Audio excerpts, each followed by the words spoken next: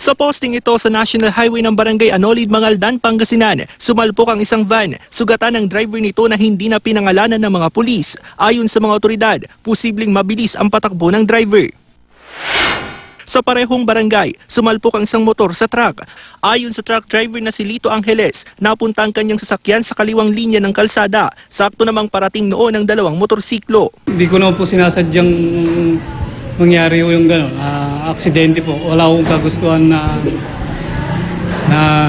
magkaganon, sir. Nabalian ng dalawang sakay ng motor na nagpapagaling sa ospital.